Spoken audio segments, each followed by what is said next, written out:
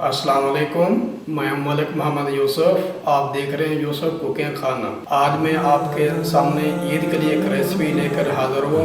मेरी रेसिपी का नाम है दूध और चावल की खीर बना रहा हूँ। तो उम्मीद करता हूँ इंशाल्लाह आपको पसंद आएगी, आप भी ईद पे बनाएं। तो चलो हम अपनी रेसिपी स्टार्ट करते हैं।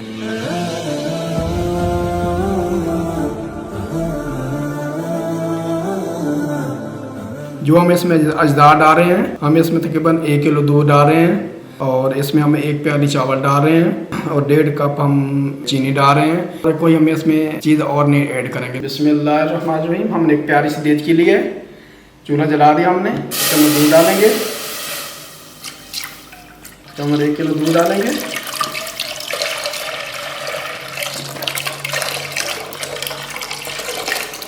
अगर हमने दूध डाल दिया है, जैसे हमारा दूध गर्म होता है हम इसमें चावल डाल देंगे।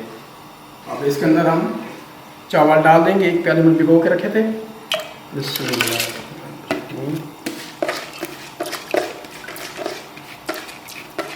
ईद पे बनाए इंशाल्लाह, बहुत मज़े की बनती है ये।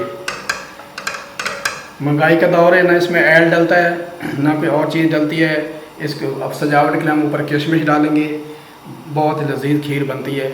इंशाल्लाह बना को दिखाते हैं आपको।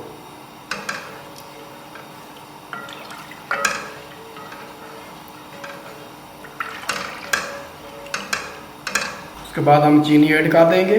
बिस्मिल्लाह।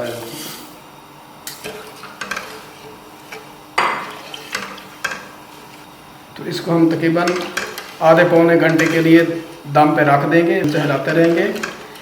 तो जब ये तैयार होगी फिर डिश आउट करके आपको दिखाएंगे इंशाल्लाह।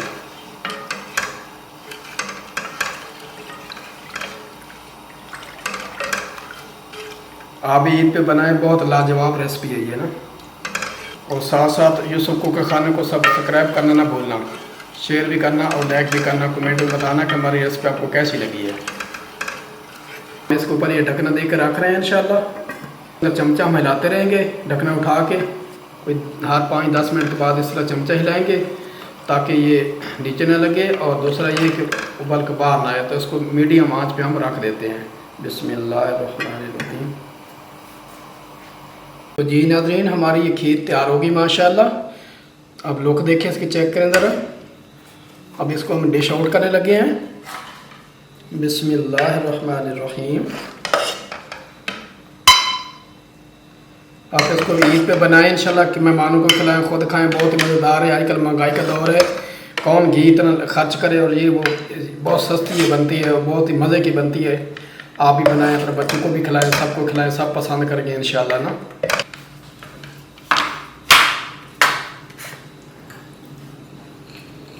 अब डिश आउट कर दिया। अब इसके ऊपर हम किशमिश डालने लगे हैं। बिस्मिल्लाहिर्रहमानिर्रहीम।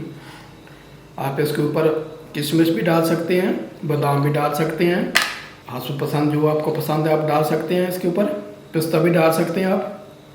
मैं उसके ऊपर खाली किशमिश डालूंगा सजाने के लिए।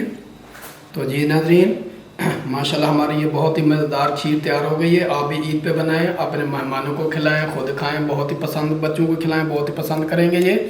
और बहुत ही ये सस्ती और कम वक्त में बन जाती है। अगर मेरी ये रेसिपी आपको पसंद आए तो मेरे चैनल को सब्सक्राइब ज़रूर करना, लाइक करना, शेयर करना, कमेंट में बताना हमारी रेसिपी आपको कैसी लगी है। तो मेरी तरफ से सब बहन भाइयों को ईद मुबारक हो। ये मीठी ईद है, इस पर ये मीठा चलता है इंशाल्लाह। तो आप बनाएं, सबको खिलाएं। तो इसके साथ ही मिलते हैं इंशाल्लाह किसी अच्छी रेसिपी के साथ। तो इसके साथ ही यूसुफ कुकिंग खाने को दी इजाज़त। दुआ में हमें याद रखना, अपना ख्याल रखना। अल्लाह हाफिज़।